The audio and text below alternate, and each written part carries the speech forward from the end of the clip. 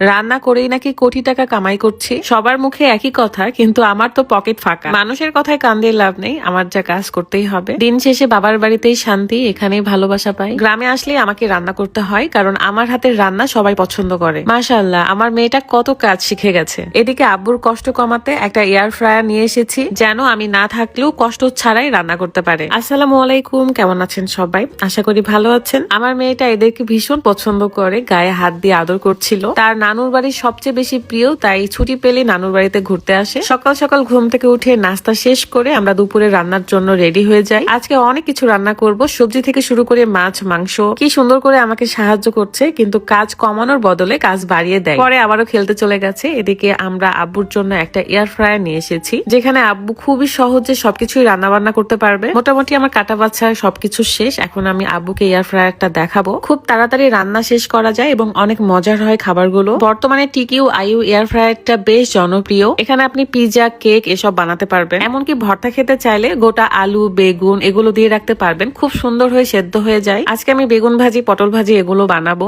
অল্প একটু তেল দিয়ে আমি মাখিয়ে নিলাম এবং এয়ার ফ্রায়ারে হালকা করে তেল ব্রাশ করে সেটার উপর দিয়ে দিব। কম তেল খরচ হয় এবং খাবারেও আপনি স্বাদ পাবেন। টিকিউ আইউ ফেসবুক পেজ থেকে আপনারা এই এয়ার ফ্রায়ারটা পেয়ে যাবেন। পেজটা ভিডিও ডেসক্রিপশনে দেওয়া আছে। এমনকি আপনি চিকেন, ফিশ এগুলোর বারবিকিউ করতে পারবেন। আমি আরো একদিন পিজা, কেক বা বারবিকিউ এগুলো বানিয়ে দেখিয়ে দিব। এয়ার ফ্রায়ারটা নেওয়ার জন্য এখনই টিকিউ আইউ ফেসবুক পেজে ভিজিট করুন এবং অর্ডার করুন। আমার যেহেতু আরো রান্না বান্না আছে, তাই আমি মশলা করে নিচ্ছিলাম। আর আজকে সারাটা দিন আমাদের বাড়িতে কারেন্ট ছিল না, কারণে ব্লেন্ডারও ইউজ করতে পারিনি, মোটর থেকে পানিও তুলতে পারিনি। আগে যখন কারেন্টের অভাবটা বুঝতাম না, তখন কিন্তু নর্মালি পাটাতে বেটে নিয়েছি, পানির জন্য টিউবওয়েল চেপে পানি নিয়ে আসছি। অথচ এখন কারেন্ট না থাকলে নিজেদের অসহায় মনে হয়। পুঁই শাক দিয়ে বাটার মাছ এবং পটল আলু ভাজি করেছিলাম। এখন রান্না করব মাংস। যেহেতু দুপুর হয়ে গেছে মোটামুটি, তাই আমি ডালটা গ্যাসের চুলায় তুলে দিয়েছিলাম।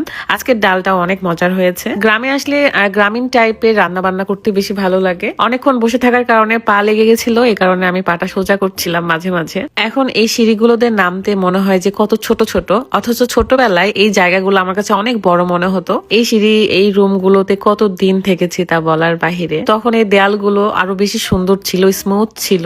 তখন তো রেগুলার আসলে নুড়ি দিতে হতো, এখন আসলে এসব কাজ কেউই করে না। মাঝে মাঝে মনে হয় আরো বেশ কিছুদিন থেকে বাড়িটা একটু ঠিক করব, মানে নুড়ি দিব আর কি। সেই সময়টুকু হয়ে উঠছে না। আমার ভাবি যতটুকু পারে করে। এখন আমি ভাত উঠিয়ে দিব, সব রান্না বান্না শেষ। হয়তো আমার হাতে সেই পোড়ার দাগটা দেখতে পাচ্ছেন, আসলে অনেকখানি পোড়ার ফোসকা উঠে গেছে। আমি অনেক ব্যথা পেয়েছি, তবে এটা কাউকে বুঝতে দিই নাই। সবচেয়ে মজা হয়েছে এই তরকারিটা। ফুলকপি, বেগুন, আলু ছিল এবং মাছ দিয়েছিলাম। মাছটা ভেঙে দিয়েছিলাম। অনেকগুলো রান্না করেছি যেন রাতের বেলা আমাকে রান্না ঘরে বসতে না হয়, কারণ আজকের দিনে পিঠা বানিয়েছিলাম। পিঠার ভিডিও আপনারা অলরেডি দেখে নিয়েছেন। আমার রান্না বান্না মোটামুটি শেষ। আমার আব্বু, আমার ভাইয়ের বড় ছেলে বসে পড়েছে। আসলে আমি যেহেতু একজন ব্লগার, সো আমি কোথায় কি করছি, কেমন লাইফস্টাইল কাটাচ্ছি সেগুলো আপনাদের সাথে শেয়ার করি।